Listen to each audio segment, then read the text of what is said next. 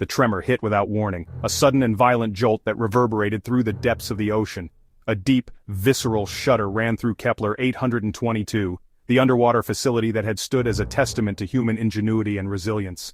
Norah Price, chief mechanical engineer, gripped her workstation, her knuckles white as alarm bells screamed in her ears, a cacophony of chaos that seemed to echo her own rising panic. The lights flickered, died, then flickered back to life, casting the sprawling underwater facility in a sickly green hue, an eerie reminder of the precariousness of their situation. Screams echoed through the comms, a chorus of fear and confusion that only heightened the sense of impending doom. Kepler 822, humanity's most ambitious deep-sea research and drilling platform, was built to withstand the crushing pressure of the Mariana Trench, a marvel of modern engineering. But nothing could prepare them for this, an unforeseen disaster that defied all their calculations and safety measures. Report! Norah's voice cut through the chaos, a desperate plea for information amidst the turmoil. Norah roared, racing for the command center, her heart pounding in her chest as she navigated the trembling corridors. Chaos greeted her. Consoles sparked, throwing frantic shadows across the faces of her terrified crew, their eyes wide with fear and uncertainty. The tremor hit again, stronger this time, a relentless force that seemed determined to tear the facility apart. Metal groaned, and a section of the ceiling crumpled, sending debris crashing to the floor and adding to the growing sense of dread. What the hell was that? That wasn't seismic activity. The voice of one of the crew members rang out, a mix of confusion and terror. John, the comms officer, looked up, his face pale, his eyes wide with a realization that sent a chill down Norah's spine. No, ma'am. It came from below us. Much, much below. His voice was barely a whisper, but it carried the weight of a terrible truth. The platform lurched violently, a sickening motion that threw Norah off balance and sent her crashing to the deck. Norah lost her footing, crashing to the deck as alarms blared, their shrill cries swallowed by a sound that chilled her to the bone. Their shrill cries swallowed by a sound that chilled her to the bone. The tortured shriek of tearing metal. The tortured shriek of tearing metal echoed through the facility, a harbinger of the destruction that was to come. Norah scrambled to her feet, fear clawing at her throat, her mind racing with the implications of what was happening. She knew, with a certainty that turned her blood to ice, that they were facing something far beyond their control. That they were sitting on borrowed time. The countdown had begun, and every second brought them closer to an uncertain fate. The exterior of the facility, once a symbol of human achievement, now seemed fragile and vulnerable against the vast, unforgiving ocean. Even the marine life seemed to sense the impending disaster, scattering in all directions as the tremors continued to shake the ocean floor. But Norah couldn't afford to give in to fear. She steeled herself, her resolve hardening as she prepared to face whatever came next. She knew that her team was counting on her, and she would do everything in her power to protect them and find a way out of this nightmare. The control room was a hive of activity, with everyone working frantically to stabilize the situation and understand the source of the tremors. Norah issued commands with a calm authority, her voice steady even as her heart raced. She had to be the anchor in this storm. The structural integrity of the facility was compromised, cracks forming in the walls and water seeping in, a constant reminder of the peril they faced. The team worked tirelessly on repairs, their movements a blur of urgency and precision as they fought to keep the facility from collapsing. Norah's eyes burned with determination. She wouldn't let this be the end. They had come too far, achieved too much to be defeated now. The deep-sea environment outside the facility was dark and ominous, a stark contrast to the fragile hope that flickered within. United in their struggle, Norah and her team faced the unknown with a courage born of necessity, determined to survive against all odds. Smoke filled the corridors, thick and acrid. The once clear pathways of the underwater facility were now shrouded in a dense, suffocating haze. The visibility was almost zero, making it difficult to navigate through the labyrinthine structure. Norah coughed, her eyes stinging. The smoke was relentless, burning her throat and making every breath a struggle.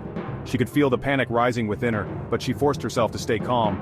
Around her, the surviving crew, faces smeared with grime and terror, stumbled through the wreckage. Their expressions were a mix of fear and determination, each one fighting their own battle against the encroaching dread.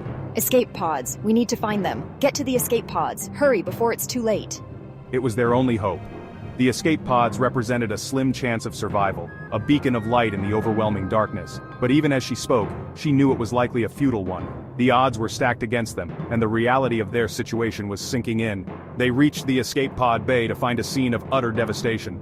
The once orderly area was now a chaotic mess, a testament to the violence of the tremor. The tremor, or whatever it was, had ripped through the bay with the force of a hurricane. The walls were cracked, and debris was scattered everywhere. Twisted metal and sparking wires littered the floor. The destruction was complete, leaving no doubt about the power of the force that had struck them. And the pods themselves, all 6 of them, were gone.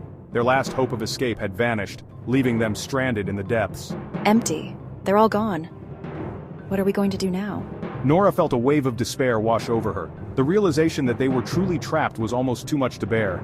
They were trapped, 7 miles beneath the surface, with whatever had attacked them still out there. The unknown terror that lurked in the abyss was a constant threat, adding to their already dire situation. There has to be another way. What about Roebuck 641, the mining outpost? It's not that far. We might be able to make it. Norah knew it was a long shot. The journey to Roebuck 641 would be perilous, fraught with dangers they could barely comprehend. Roebuck 641, an automated mining platform, was over 50 miles away across the unforgiving terrain of the trench. The distance alone was daunting, but the unknown factors made it even more so. But it was their only hope. The thought of reaching the outpost gave them a glimmer of hope, a reason to keep fighting. We'll need to go on foot, through the maintenance tunnels. It's our best chance. It's too risky to attempt the surface. The currents are too strong, and we don't know what's out there. Norah nodded, her mind racing.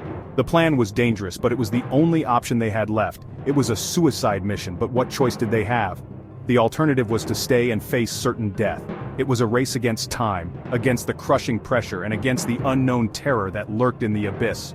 Every second counted, and they couldn't afford to waste any time. The deep-sea creatures in the dark, the mysterious shadows that moved just out of sight, were a constant reminder of the dangers that awaited them. But they had to keep moving, had to keep fighting for their survival. They gathered their equipment, checking and rechecking everything to make sure they were as prepared as they could be. The journey ahead was uncertain, but they had to be ready for anything. With one last glance at the devastated escape pod bay, they set off, determination in their eyes. They were not going to give up, not without a fight. The maintenance tunnels were narrow and claustrophobic, but they pressed on, knowing that their survival depended on it. Every step was a struggle, but they kept moving forward. The underwater terrain was vast and unforgiving, a stark reminder of the challenges they faced. But they had no choice but to keep going, to push through the fear and the uncertainty. They supported each other, working as a team to navigate the treacherous path ahead. In the face of adversity, they found strength in their unity. Hopeful glances were exchanged, a silent promise to each other that they would make it through this. Their determination was unwavering, their resolve unbreakable. And so they moved into the darkness, the unknown ahead of them. Their journey was just beginning, and the outcome was uncertain. But they had each other, and that was enough to keep them going. The journey was a nightmare. Clad in bulky pressurized suits, their headlamps cutting through the inky blackness, Norah, Liam, Emily, John, Rodrigo, Paul, the head of security, and Lucian, their gruff but experienced pilot, navigated the treacherous tunnels. The air was thick with the stench of seawater and fear.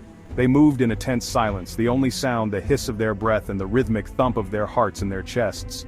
Days blurred into nights. Time lost all meaning in the oppressive darkness of the deep. They rationed their oxygen and food supplies, knowing they were woefully inadequate. The pressure outside was a constant, crushing presence, threatening to implode their fragile sanctuary. Then Rodrigo was gone.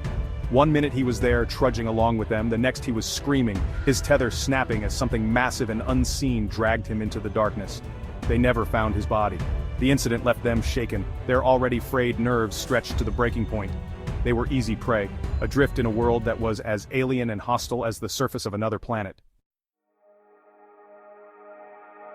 Despite the ever-present danger, the abyss held wonders that took Norah's breath away. The deep sea was a place of mystery and magic, where the unknown lurked in every shadow, and the beauty of the underwater world was both mesmerizing and terrifying. Bioluminescent creatures like living constellations drifted past their lights.